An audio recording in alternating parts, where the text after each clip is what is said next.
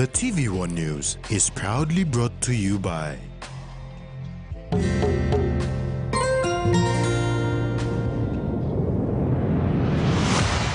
BSP, our bank, our people.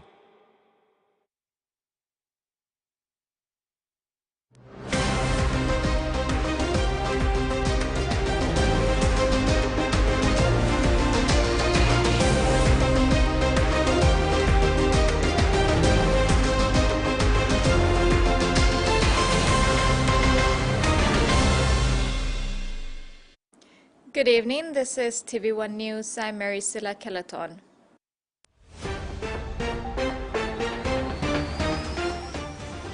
In this edition, Prime Minister delivers speech in USA, Cell Kambang comes to life, and Defense Forces show class.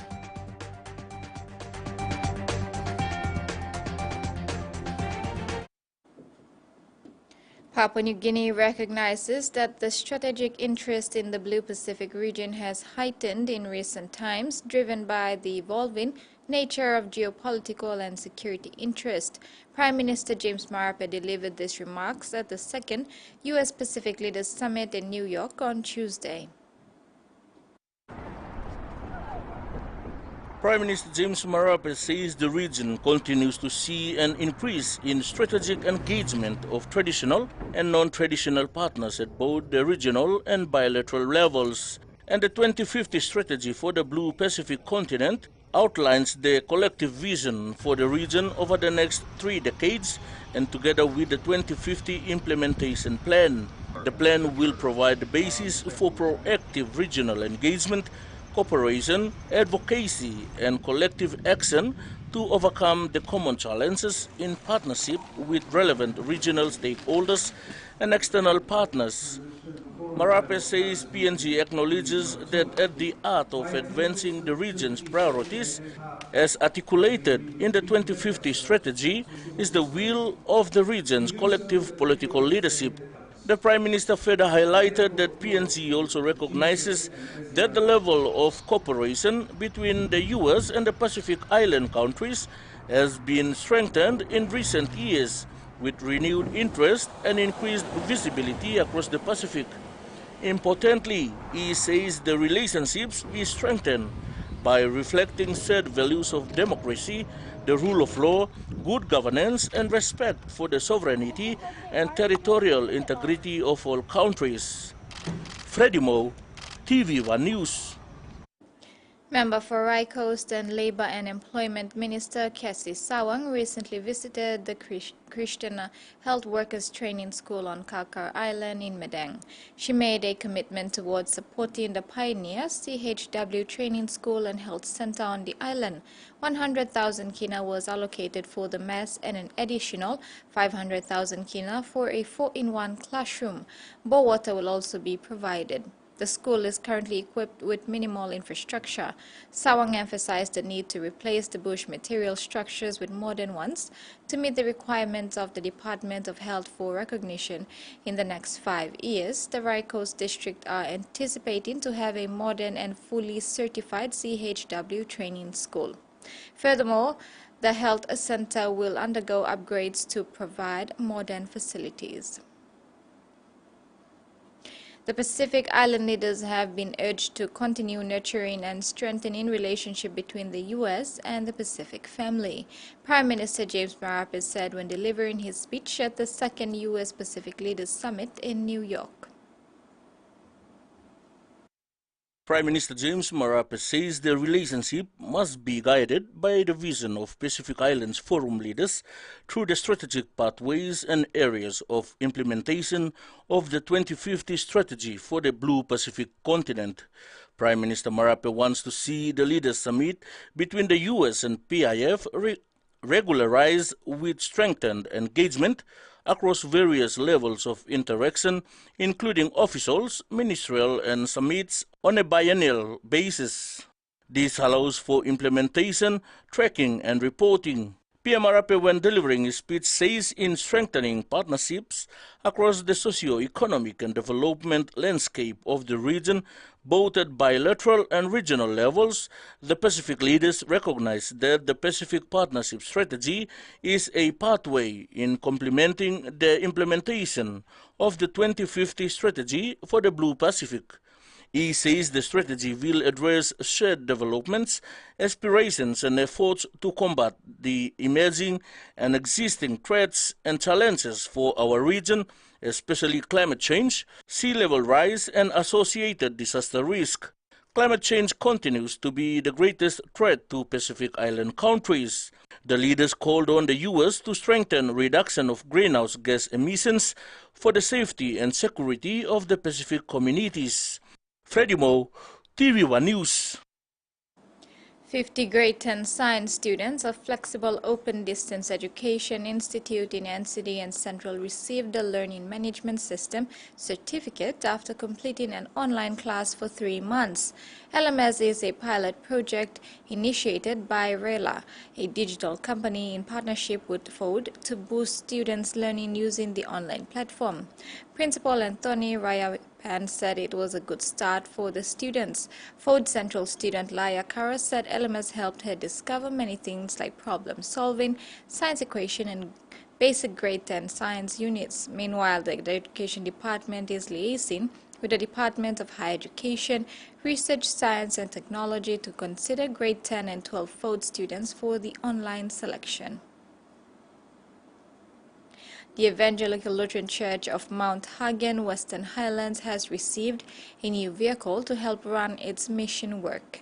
Western Highlands Governor Y. Rapa presented the Toyota Land Cruiser to newly appointed Bishop Ten Tengdui recently. As part of his commitment to support the churches in the province, Governor for Western Highlands Y. Rapa said the new Toyota Land Cruiser was donated to assist the Hagen District Evangelical Lutheran Church to do errands for the church. Governor Rapa said the church is an important sector that the government will utilize to run the country. It's an important system and long government, but people work one time long running country in the province. Upon receiving the vehicle, Bishop Teng Dai said the Land Cruiser will help extend the work of the Lord. Blessing the Sulakar, dedicate him to God by can make him walk long God na me play can move around when him walk me play make him one time this is a big flower fire me come long government blow me play one time good platintin God give him long governor blow me play na me come present him by him continue long bless him good platintin long honorable governor one time all leaders blow me him na all executive members blow him long government all can make him plant him more good plus something you go more inside the province blow me plus. He said the challenge now is for the church and the people of Western Highlands to work together and ensure the community is manageable under the protection of the Lord. This government province and now we touch him through life below all man Mary. Now today me put him yaw long talk logan na me harim long sirana na me harim me one platok and make him and challenge him all Lutherans. And come on this play rope na me talk us now Lutherans but you play come up advocate long good plus in Western Highlands. Trace Sipa, TV1 News. A committal court in Port Moresby today has banned media from reporting the sexual abuse case against Gorka MP Aye Tambua. Magistrate Peter Balos made the decision after concerns were raised by the defendant and complainant counsels regarding the sensitivity of the case, stating it is a family matter and not a public matter. According to Tambua's lawyer Myron Ipape, the defendant's girls aged 2 and 12 and their mother are still under the protection of the defendant, whom is their father. Ipape said that proceedings are in the power of the family court and it is a matter between individuals. Therefore, Magistrate Balos said media has the right to publish court cases, but Section 27, 12 and 18 of the Constitution is applicable for the proceedings to be held without the involvement of the media. The case was adjourned to 3rd October 2023 for mention. TV1 News continues after the break. Stay with us.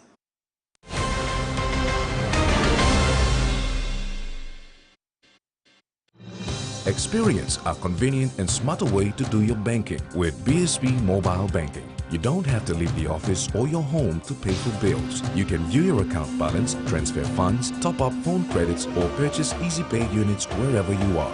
Visit your BSP branch today to register now for BSP Mobile Banking. BSP Mobile Banking, the smarter way to bank. BSP, our bank, our people. Wanna know to win a Scale Rice Matchy Pack? Scale Rice is giving away hundreds of really scale prizes for that Scale weekend. Prizes include over 200 Scale Rice Nambi set, over 190 Scale Rice Eskies, 44 JBL speakers with 2 wireless mics. To enter, buy any Scale Rice or Ori Rice product, write your name and contact details at the back of the receipt, drop in the entry box. There's 116 winners fortnightly, 16 promo locations and 4 fortnightly draws. Time to all. More details in store or follow us on our social pages. Terms and conditions apply. Papua New Guinea. We love a reason for a family gathering. A reason to play. A reason to ignite the flame. A reason to cook the best with the best. Flame Oil. Now PNG made for PNG cooking. Flame Oil. Winning taste. Hiya, Mama. You wait time, but me add him special flavor. Put in more flavor, put in more taste. Magic Kakaro, get up and big smile on face. Time for Kim chicken, a great kumutu. Sip, sip, the mumu, yes, magic on you. Maggi, the taste PNG loves. Open it.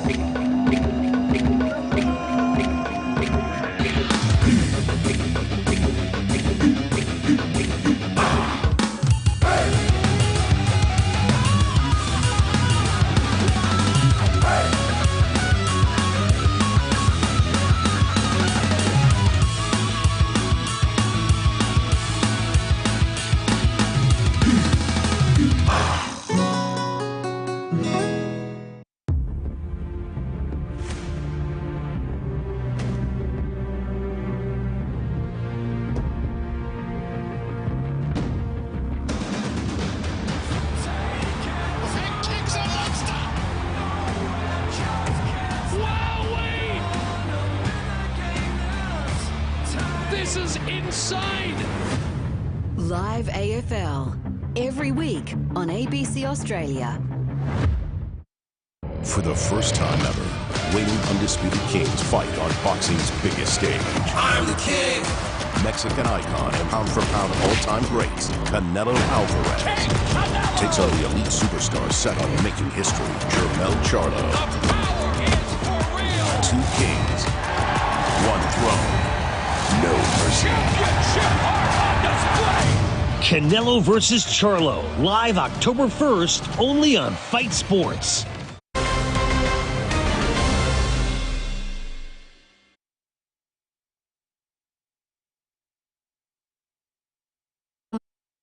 Peter O'Neill began today at the Supreme Court before a full bench, presided by the Chief Justice, says Salamo Injia. The hearing is expected to run throughout the week before a decision is made. The decision will be crucial to determine the legality of the first meeting of the National Parliament on 9th August after the 2022 National General Elections and the subsequent appointment of the Prime Minister. O'Neill first filed a special reference last year following the 2022 national elections, seeking the court's interpretation of Section 124 of the Constitution, which gives rise to Section 18, subsection 1 and 2 of the Organic Law on the calling of meetings of Parliament. Now officially on the nation's calendar of tourism attraction is the Kambang Festival, showcasing Western Province's culture and tourism potential. The renewal of the certificate for Kambang Festival was presented by the PNG National Cultural Commission and the announcement of a representative group from the province to partake in the 2024 Enga Cultural Festival. Since bowing out in 2019 due to COVID-19, the Kambang Festival has been revived and is gaining momentum. A 10,000 kina check was presented to the Kambang Festival Committee by an officer of the National Cultural Commission on behalf of Managing Director Stephen Kilanda to run the next Kambang Festival.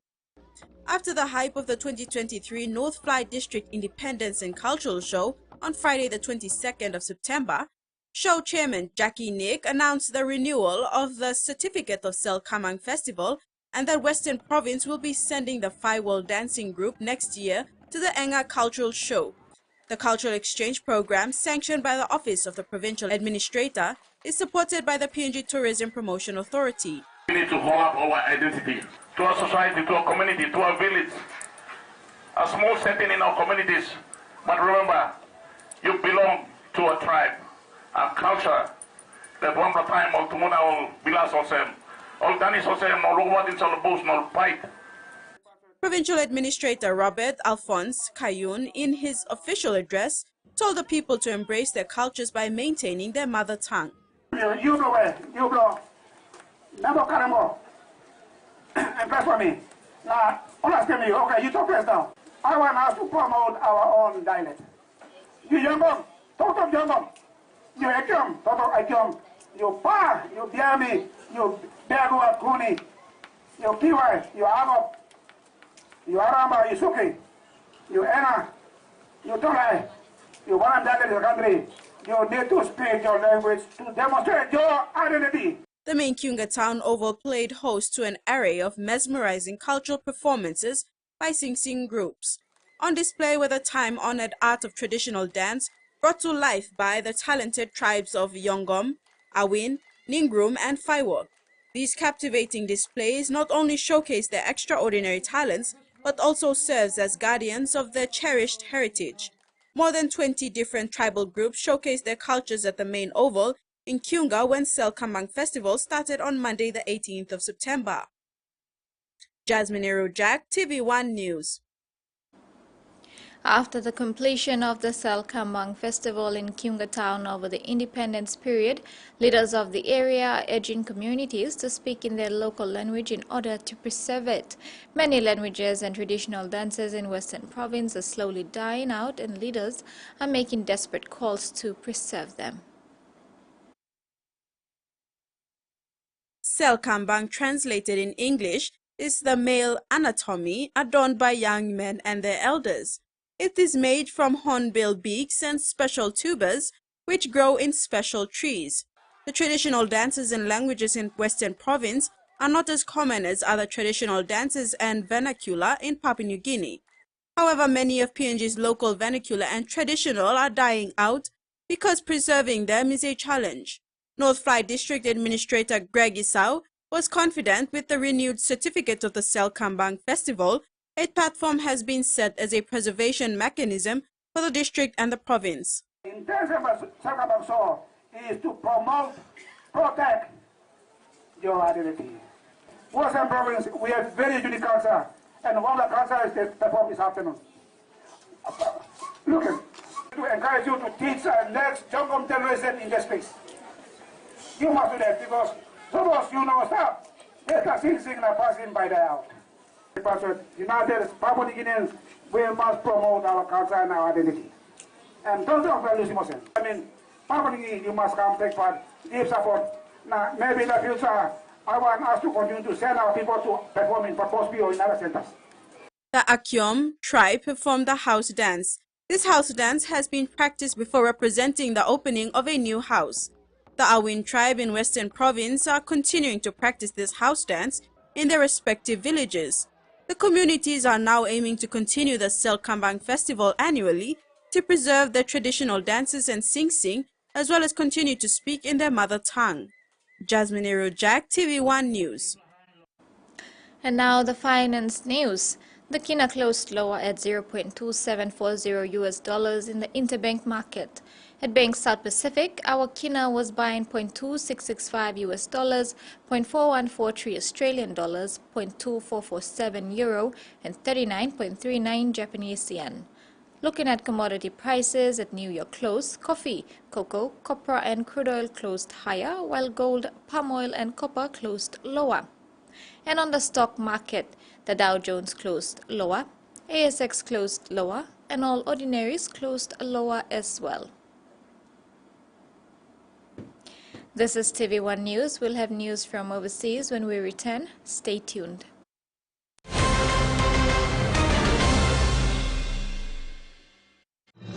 Experience a convenient and smarter way to do your banking with BSB Mobile Banking. You don't have to leave the office or your home to pay for bills. You can view your account balance, transfer funds, top up phone credits, or purchase easy pay units wherever you are. Visit your BSB branch today to register now for BSB Mobile Banking. BSB Mobile Banking, the smarter way to bank. BSB, our bank, our people. Hey, you want to talk? Want to win one of 4 Costa buses? Simply collect 6 SP Lager Red promo caps and enter the draw at a participating store near you. There are heaps of other great prizes to win too, like SP Hunters jerseys and other awesome SP Lager gifts. So enter the draw today for a chance to win. There's a bus to be won in Islands, Southern, Momase, and the New Guinea Islands.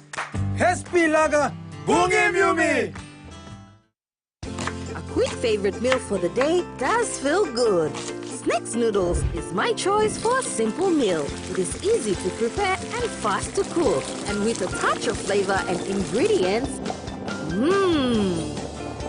quality noodles that can be cooked and enjoyed in many different ways. You see, my whole family loves it. It's made here in PNG and comes in different pack sizes. Snacks noodles, tastier by you like you more.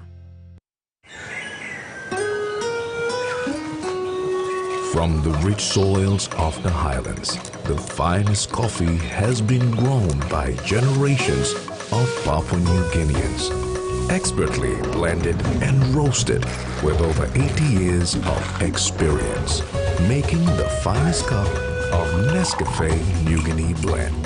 PNG's own coffee.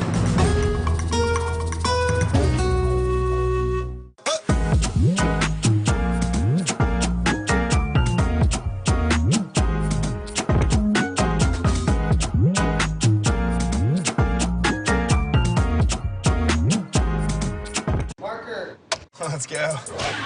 Darren and I are traveling around the world to find some new perspectives on some very old problems. I can't believe this place exists. Searching for healthy, sustainable living solutions for the planet. Merge where we live with what we eat. And all who live on it. Woo! From Europe to the Amazon, from superfoods to eco-warriors, welcome to a culture that screams green and responsible. It's time to get down to earth. For the first time ever, reigning undisputed kings fight on boxing's biggest stage. I'm the king!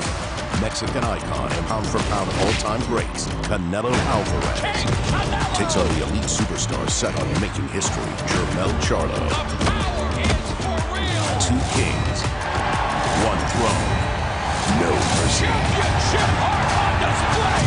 Canelo versus Charlo, live October 1st, only on Fight Sports.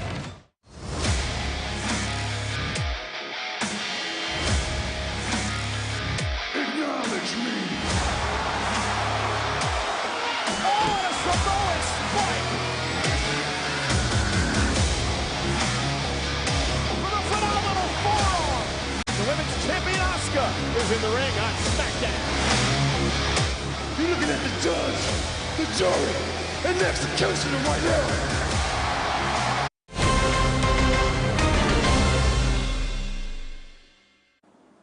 Welcome back. In overseas news, the United States ambassador to New Zealand and Samoa says the potential for growth in the Pacific is the driving force behind global interest in the region.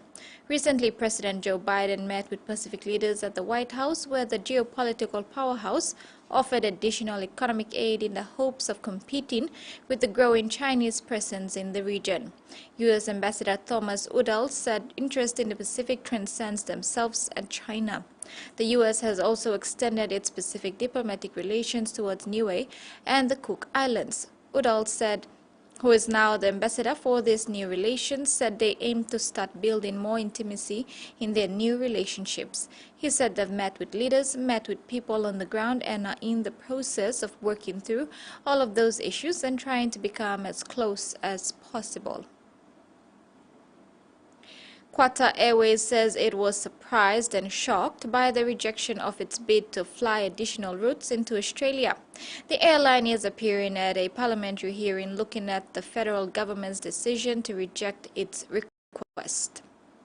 To the hearing this morning, Qatar Airways making very clear its enormous shock at the decision by the federal government to reject this bid to fly additional routes into Australia. This discussion is all around the July decision of the federal government to reject this request from Qatar Airways. It wanted to fly 28 extra flights into Australia every week. That was rejected. Qatar Airways says it was given no reasoning as to why that decision was made. It also interestingly says it found out through the media rather than from the Australian government directly. It first learned of this decision on July 10 this year. It didn't get correspondence from the Australian government and receive the correspondence until July 20, so 10 days later. There's been a lot of discussion this morning around possible reasons as to why this decision was made. Qatar Airways asked at one point if the federal government ever raised an incident at Doha Airport in October 2020 where a number of Australian women were invasively searched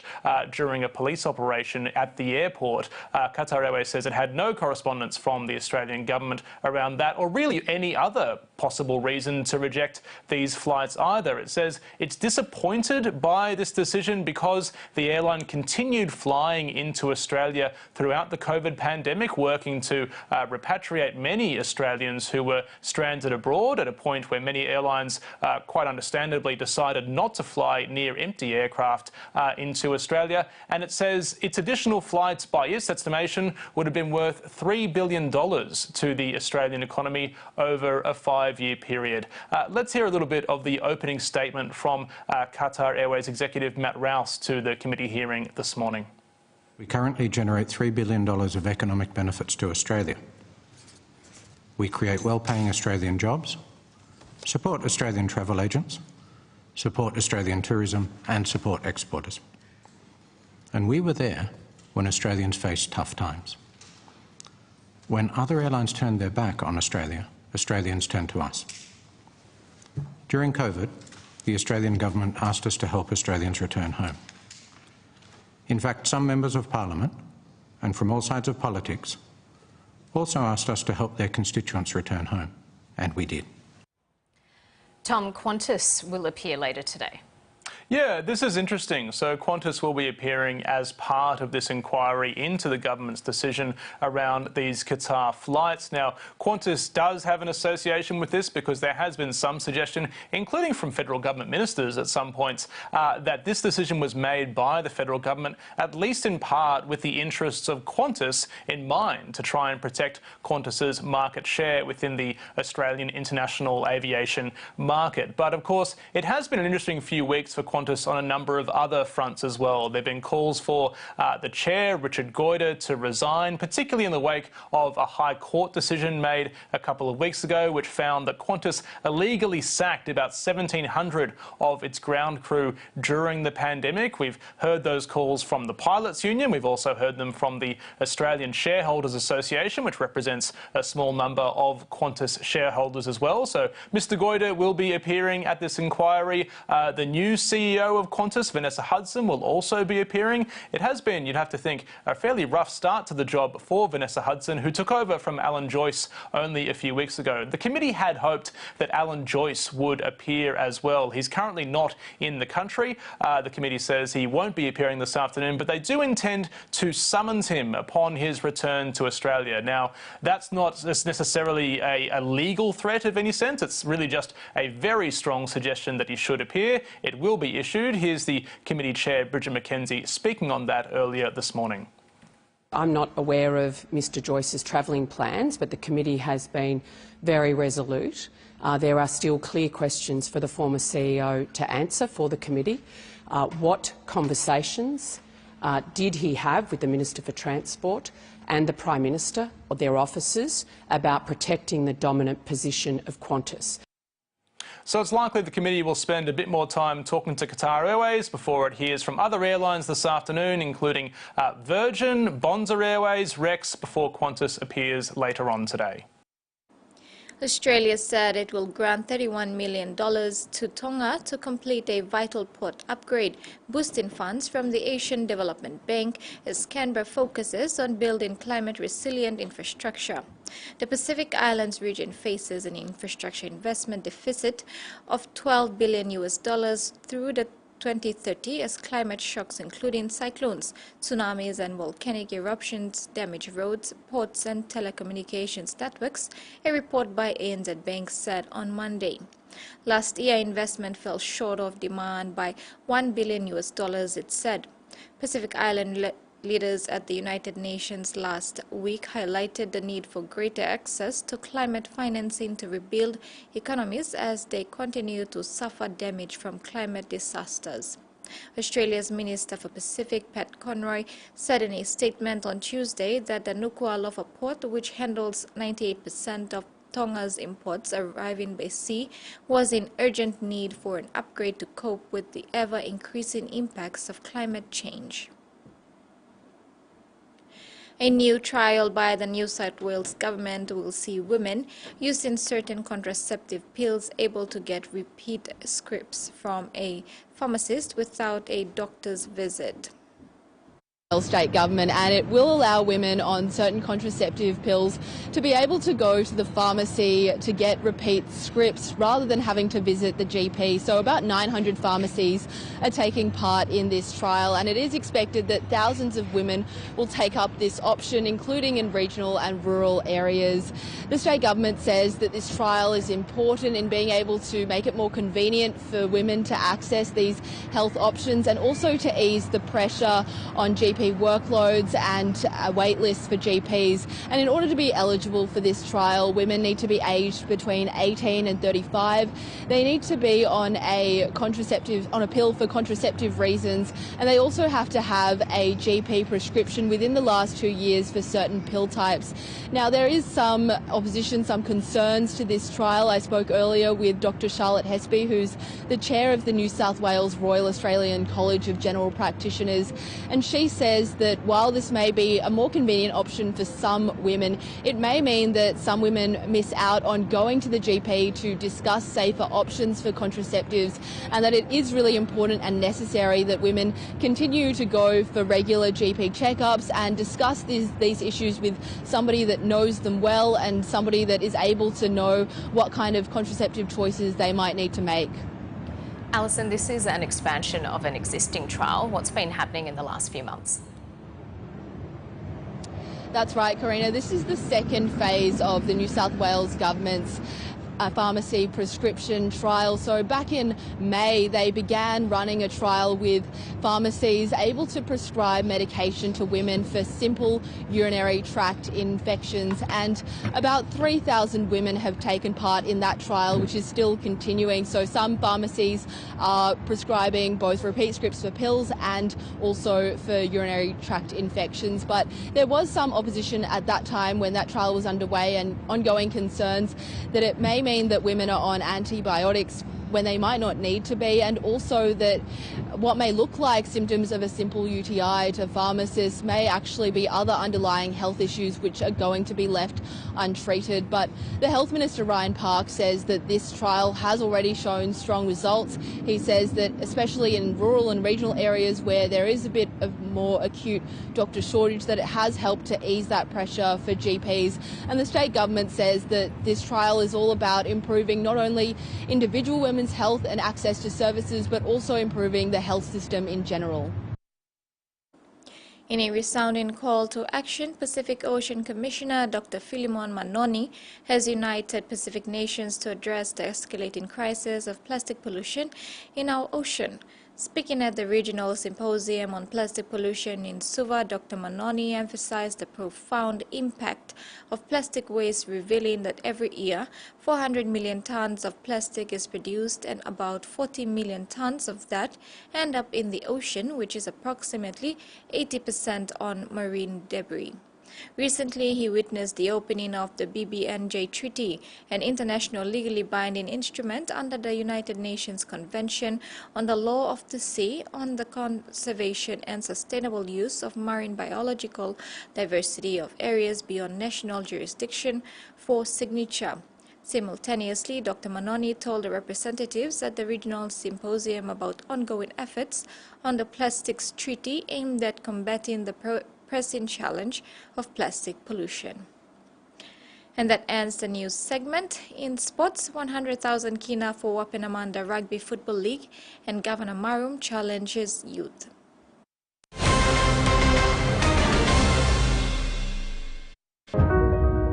Hardware House is more than just a store.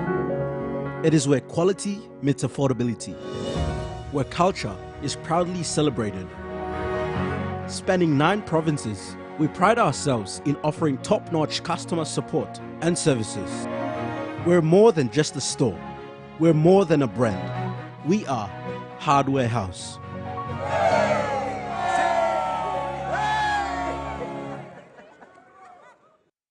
Hi, I'm Chef Jules Henow, and this is where my true inspiration for cooking started. Like most of us, I learned to cook from my mum. Nothing beats simple recipes where fresh local produce is at the heart, especially when it's a home-cooked meal, prepared and shared with the ones you love. And in PNG, no meal is complete without rice. And my choice is always True Guy. True Guy, true inspiration through generations. Are you ready to meet the best version of yourself? The one with the bright, confident smile? You've got to take pride in how good you look, how fresh your breath smells, and how great you feel. To boss it at work, to be your best for uni, or to catch the eye of that special someone. You've got to brush up your vibe with whiter, healthier, brighter teeth. Brush up for confidence with Colgate.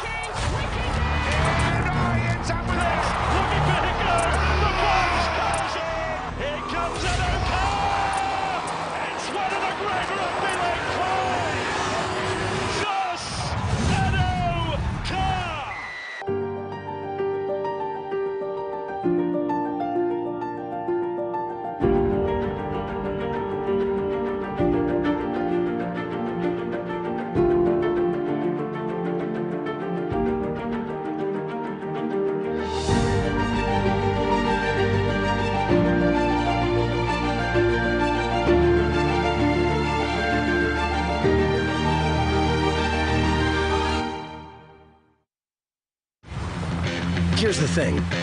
We're a team of thieves. We help the wrong person steal the wrong thing. We didn't mean to unleash the greatest evil the world has ever known. But we're gonna fix it. So how do we pull that off? Figure it out over a drink? Probably best.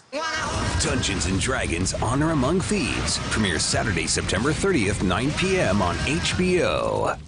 I'd like to introduce to you our study companion on Bib, a messaging app that does much more than just texting. The first thing you'll do is go to Play Store, then download and install the Bib app. Then you go to More at the bottom right of the screen and click Discover.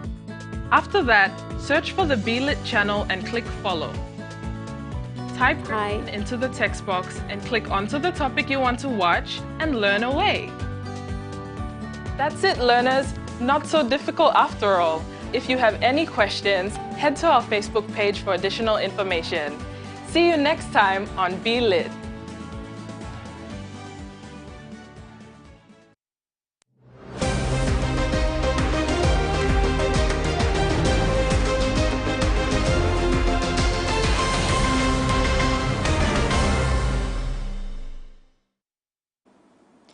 Welcome back.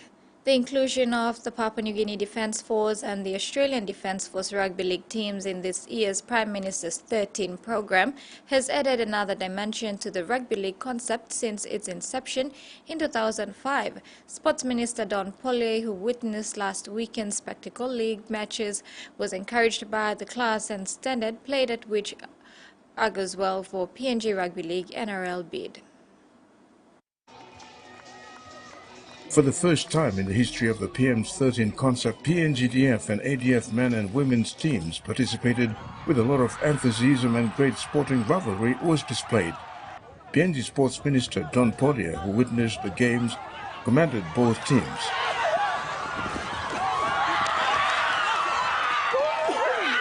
He was impressed with the amount of talent and quality displayed at the level of professionalism, enhancing the PM's 13 concept. First of all, I'd like to thank Brigadier General of Australia, David, and the Defence Force team in Australia, and the delegation that have come here to enhance the Prime Minister's 13 to a much higher level compared to in the past. And I'd like to thank them for the competition they've given. And in my observation, I've seen the quality of football that I've seen the two Defence Force teams played is equal to the professional football I see in NRL and other places. So congratulations to both of them. PNGDF women versus ADF women started proceedings on Saturday, while their male colleagues played on Sunday to conclude the two-day footy extravaganza. At the post-match presentation, ADF team official Brigadier David acknowledged the effort of the PNG boys in taking out the match and the friendship that exists between the two defence forces. Our defence forces have always and still maintain a really great partnership together. We train together, and so being able to come onto the field and play a game of rugby league together is just another part of the relationship and partnership we share. ADF team had a number of younger members in their lineup, including Sean Wickham, whose parents are originally from Rabaul. Young Sean had a good game playing on the wing.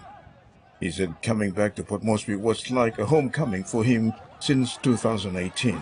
I've just been telling Mum and Dad that I'm here safe. I've got a cousin and uncle and auntie that live just up the back here. I'm not sure where, but I visited them and I just said, all is well, it's good. This is the first time coming home since 2018 before COVID, so yeah, it was a real good homecoming. I really enjoyed myself. Thank you, Drew. Wickham is synonymous with Rabaul Rugby League, where Sean's dad and his uncles played for the Crusaders Rugby League club back in the day before the 1994 twin volcano eruptions. Terry Longwood, TVWAN Sports. The Wapenamanda Rugby Football League has received financial boost to run its local league competition with a backing of 100,000 kina from the National Fisheries Authority. In Port Moresby today, the NFA officially presented the dummy check to Wapenamanda Rugby League officials. The National Fisheries Authority of Papua New Guinea are for the first time sponsoring the Wapenamanda Rugby Football League with 100,000 kina under their Corporate Social Responsibility Program.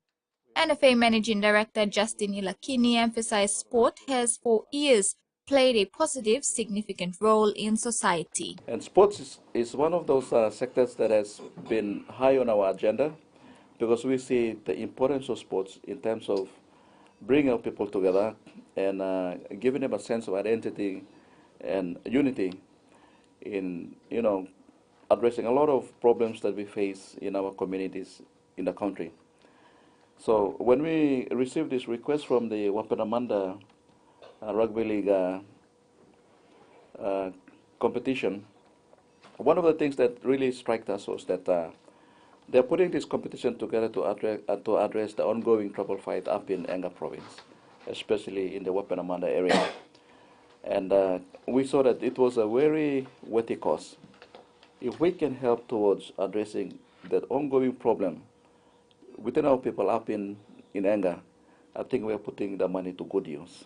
WRFL Treasurer Julie Reto says the partnership formed between NFA and the league through this sponsorship will not only benefit the players and the league, but also have a positive outcome in the community and Wapenamanda. In recent months, our district has been under a lot of negative reports and media coverage due to tribal fighting. But the RFL games been under a lot of negative reports. About the WRFL games, they've been continuously played, and now with last 3 rounds left before the finals. This support can place positive feedback to the wider district to show that sports can continue to bring positive outcomes and relationships. WRFL's Ambassador Simon Tonge says the league has been dormant for 35 years, and with the help from NFA, they hope the league can make up for the loss of the last 35 years. Rural League is key in identifying talents, and NFA is helping us to do this where the mass population is. So NFA sponsorship will go a long way in easing detentions and contain lawlessness in the troubled Northern province, and we all know Rugby League can unite and promote peace in the province. Our future plan is to have an intercity team in the PNG NLC, and then this support will go a long way in the future, helping us to work together for this vision. The Wapenamanda Rugby Football League is set to complete its first season after 35 years. 8 teams have been competing for the last 11 rounds, and there are 3 rounds remaining before the top 4 final series begin. His New Britain Governor and PNG Rugby League icon Michael Marum has challenged youngsters in Rabaul district to take up Rugby League seriously or be mere spectators. The former Kumul mentor was the special guest at the Rabaul Rugby League Grand Final on Saturday, September 23, at the Queen's Park in Rabaul, East New Britain Province. After the Rabaul Rugby League Grand Final last weekend, Governor Michael Marum gave it straight to the young boys and girls, league administrators and clubs to be realistic in their approach if they want to bring Rabaul Rugby League to its former glory days. Marum was the brainchild behind the revival of the original Rabaul Rugby League 2 years ago before he entered politics in 2022. Whilst there were a lot of skeptics, it would not happen. Marum acknowledged the people who believed in him, mostly volunteers, and the other partners, especially people from the private sector, who contributed to the resurrection of the league and the development of the facility. The challenge and come back, you people mangi sit down ya. You people Mary sit down ya. 1991 he played here. If I get the Kumuls to come back play here, will you be part of that team? Oh no, God. You need to walk with you. You need to make sure you walk with you. If you're playing at the club level, if you're playing at the cup level, if you're playing at Narbagan level, you know, we are prepared. We want to bring the Kumuls back here. Marum revealed plans to bring the national team, the PNG Kumuls or even the PNG Hunters, back to the original home of East Britain Rugby League, Queen's Park in Rabaul. Rabaul Rugby League had produced a lot of quality representative players for the Kumuls in the likes of August Joseph, Chris Purkikil, Solbert Lucas, Noel Aramas, James Kapia, Liprin Palangat, and Kungas Kuvel. Marum announced that the East Britain provincial government has a major sport plan to develop youngsters from the schools level right up to the seniors in the province, which would transcend to the other major sporting codes as well. This is a ground and be free. There will be a lot of developments in there. In terms of moving, all the stairs from Kokopo come down here. Aramai go walking in the building back, stand when we play here. In the upgrading this affiliate, when we rouse him over the grass, in the nibla ground, in the Palanim nibla grass. And next year we're ready for Gurias to come and play here. Right? While they play here, we're building Calabon. Because in 2025, Planty people come out.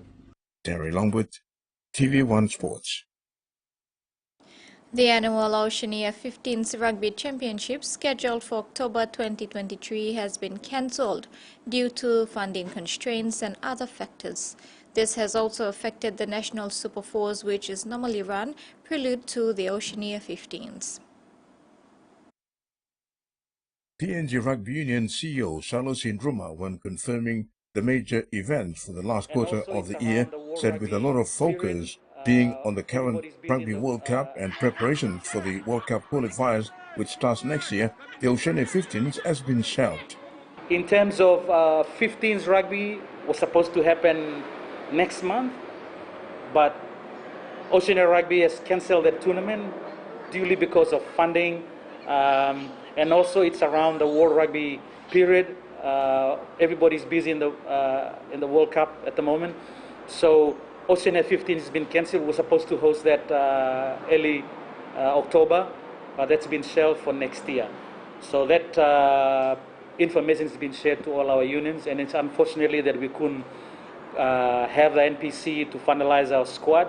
Before the rugby season winds up, the PNG RU Get Into Rugby program will continue for schools in Rigo Central, Rigo Inland and Rigo Coastal.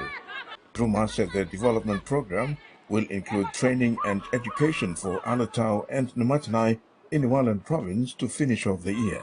A few Get Into Rugby program to complete the year as well. We've got Rigo Central, Rigo Inland, Rigo Coast to finish off with their festival. Then we get on to Alatau. They're starting their Get Into Rugby program. And the last one will be in Namatanai. They've accepted to run that school program. So those are a few areas that we'll be visiting to finish off the year for our development program.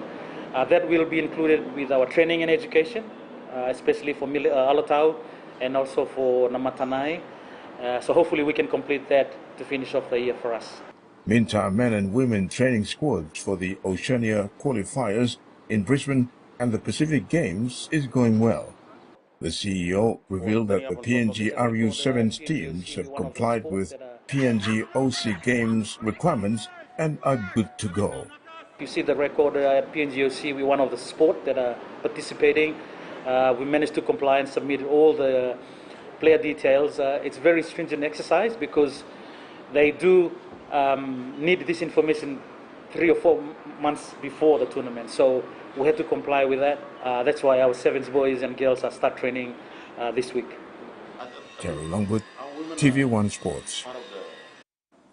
Having already met once in the group stage in Papeete, Fiji and New Zealand are preparing to face off again, this time in the final of the OFC Under-16 Women's Championship 2023. The Kiwis took the spoils earlier in this campaign with a 4-1 victory at Stade Peta. Fiji head coach Angelina Chu is excited because it's the first ever Under-16 Women's final for Fiji. With the two sides having already faced off earlier in the campaign, there will be surprises for Fiji as they look to improve on their group stage defeat to New Zealand. So really proud of the girls, of the achievement. So we are all, prepared for the final games. Like Fiji, New Zealand head coach Leon Benny coached his side at the OFC Under-19 Women's Championship and will be looking to make it 2 from 2 in heading back to New Zealand with the trophy. Benny was also conscious of Tuesdays being a first for his side and the excitement that can generate for this team. With a lack of experience common at this age category, Benny had some words of advice for his young charges before they take to the field against Fiji. They're a very athletic team, very physical, they're attack orientated, and we've got to match that. If we don't match that, we're going to make it a really challenging game, but if we can match that, then I think we can get the ball down, start to play, and that's what we're trying to achieve. In the day's opening match, host Tahiti will take on Tonga in the playoff for third place. Tahiti narrowly missed out on a final appearance after losing on penalties to Fiji 3-2 in a breathtaking semi-final encounter. Despite that disappointment, they will be looking to end their campaign on a high note in front of a petition home crowd. Susan Oreape, TV1 Sports. The Rugby League's Night of Nights will take place this evening with the annual Dally M medal ceremony set to continue grand final week proceedings across the National Rugby League. After 27 rounds of hard-hitting action and 3 weeks of dramatic finals, the biggest names in the sport will be honored. The National Rugby League this week announced the nominees for the 2023 National Rugby League Women Dally M Team of the Year, as well as several individual Dally M awards which will be honored tonight in Sydney. The National Rugby League Dally M Team of the Year recognizes the best player in each position across all rounds of the regular season.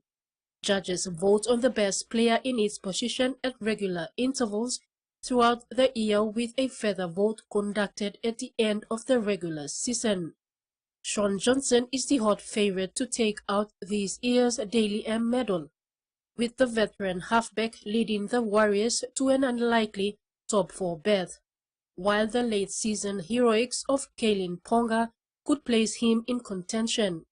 Payne has sat atop the voting as it went behind closed doors, with the likes of Nathan Cleary, Harry Grant and defending champion Nico Hines not far behind the Broncos prop.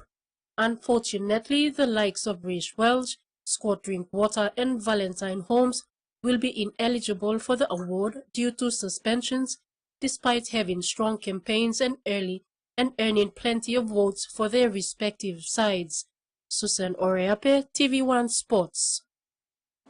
That ends the sports segment. We'll now have the weather focus for the main centers.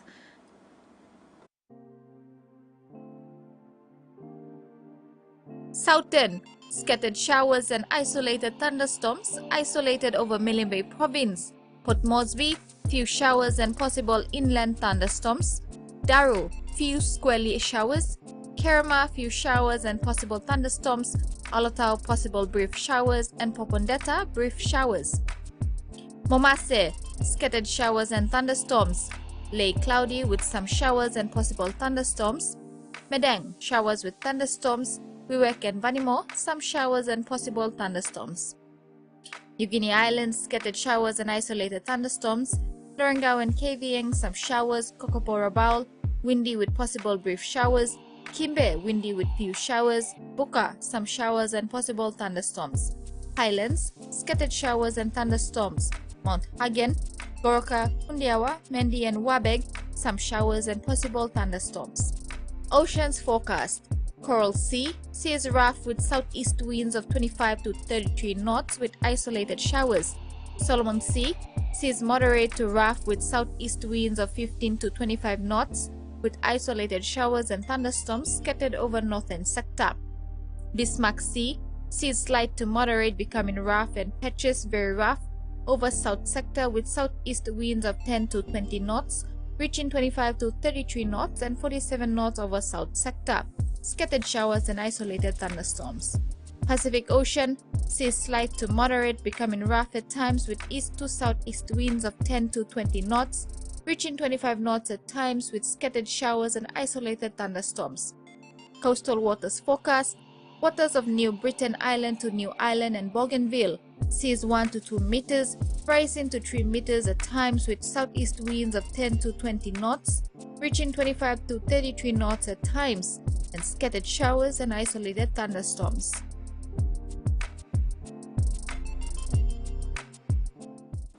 And that's all the news we have for you tonight. Have a pleasant evening. Bye for now.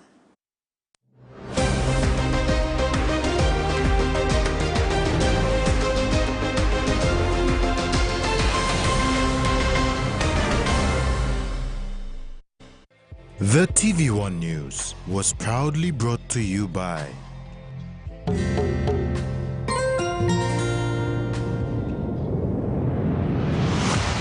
BSP, our bank, our people.